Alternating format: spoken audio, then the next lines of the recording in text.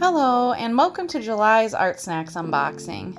Artsnacks is going to be transitioning to quarterly boxes instead of every month, where you'll get actual full-size products with a full range of colors, line weights, whatnot.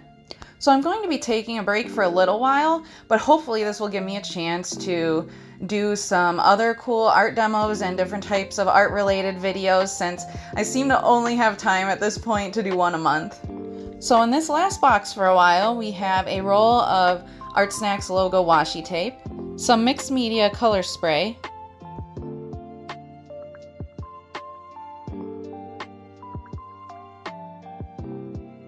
two pans of Kuretake Zig Gansai watercolor pans, a Kuretake Zig brush pen also, a fine point super light gray micron pen, and a Princeton angle shader brush. Now, I don't know about this stuff. No one, and I swear no one, hates splatter paint as much as I do. It's just not my thing, but we're gonna give it a go. Wow, so that's dark. I am now going to use my brush and a rag to kind of finesse this around a little bit. Yikes, I really don't know what I'm doing with this stuff, but we're gonna see what happens. Okay, that's not so bad. Now let's try out these watercolors. So I got a fun little Shy Guy toy while I was out grocery shopping recently, and I decided that I wanted to make that the theme of my Artsnacks challenge picture today. He's going to be frolicking through a field of power flowers from Mario, because I swear I saw the Mario movie when it came out, and I think that was one of my favorite parts, is the gigantic field of the iconic magical flowers from the Mario games. So cute. No one seems to remember there being a blue Shy Guy, but I swear they exist, because I distinctly remember as a kid playing the Yoshi Story game for Nintendo 64 and picking the blue Yoshi to play a level with, and only eating the blue Shy Guys to turn them into blue eggs and collecting all the grapes, so everything was blue and purple themed. So I know they exist, and that's what I'm going with for today. The first thing I'm going to do, though, is outline the flowers. I'm going to do all my blue first. So as you can see, in a pinch, you can use the tipped end of this brush kind of like you would a pointed round brush for smaller lines and areas. Not really how it was originally intended to be used, but you can do it.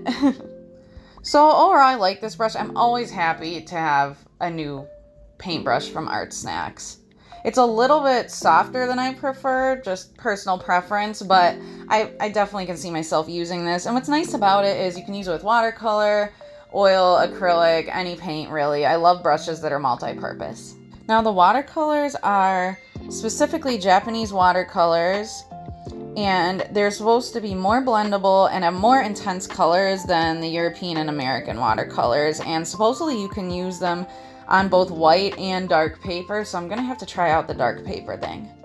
I do notice they're getting a really smooth consistency, no graininess at all, which is my preference, and they are very rich colors for being the pan type watercolors, so I appreciate these a lot. I can definitely see myself getting more of these. Now I'm going to go ahead and try out this marker. I love a good brush pen that you can blend with water, and I really enjoyed using this.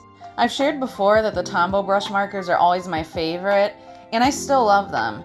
But lately, I don't know, I've found that on heavier, more absorbent paper, similar to what I'm using right now, all watercolor papers are different, they don't blend as nicely. Really, certain colors, especially the really bright colors, like this magenta, you can very clearly see where you originally scribbled on the paper, and it doesn't quite blend all the way.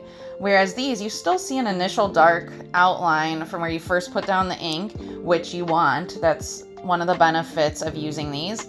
But the gradation as you blend it out with water is really smooth and nice. I like these a lot, and I feel like I will definitely be getting more. And they're not really that expensive as far as water-soluble brush markers go. Not really that bad. Now I'm going to try out this super fine point light gray micron pen as well. I love micron pens.